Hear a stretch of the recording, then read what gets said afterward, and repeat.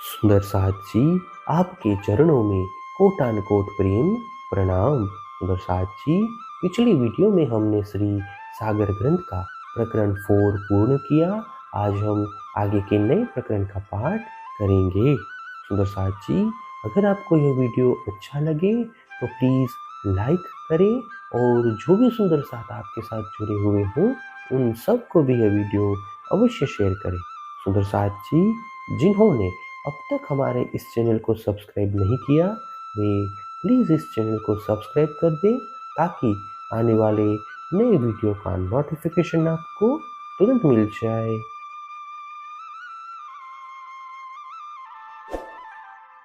सागर चौथा, जुगल किशोर का श्रृंगार।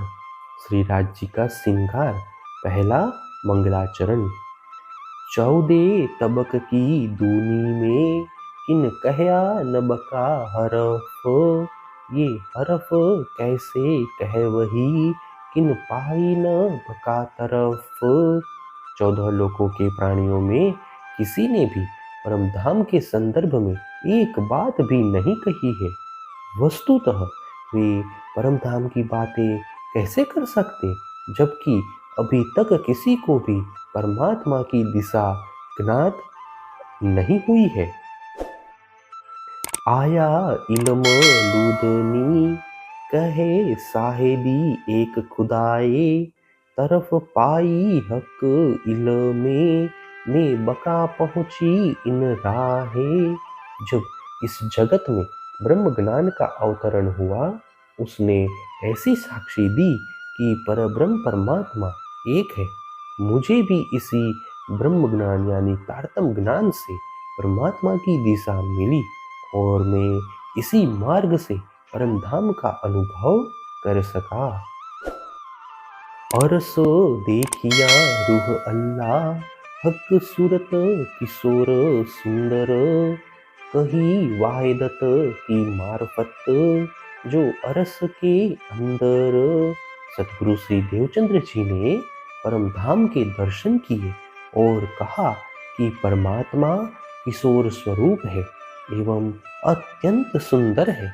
उन्हें परम धाम में जिस अद्वैत स्वरूप की पहचान हुई उसी का उन्होंने वर्णन किया।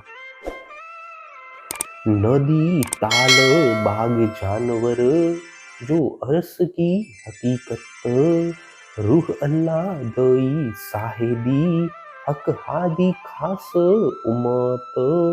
सदगुरु श्री देवचंद्र जी ने यमुना जी, भोज कोशर ताल, वन उपवन पशु पक्षी आदि परमधाम की सभी वस्तुओं की यथार्थता समझाते हुए श्री राज जी, श्यामा जी एवं ब्रह्म आत्माओं के समूह की साक्षी दी।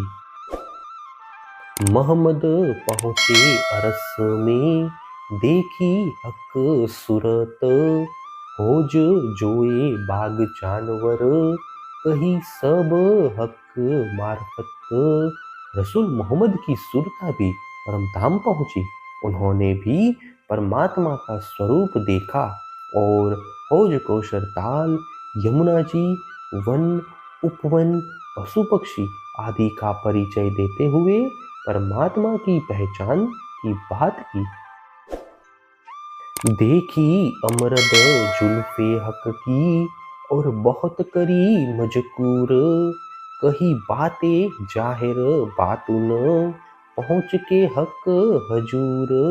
उन्होंने परमात्मा के किशोर स्वरूप के दर्शन किए और उनके श्यामल कुंतल युक्त छवि को अपने नयनों में बसाया एवं उनसे परिचर्चा की। इस प्रकार परमात्मा के निकट पहुंचकर उन्होंने प्रकट और अप्रकट विभिन्न प्रकार की बातें करी।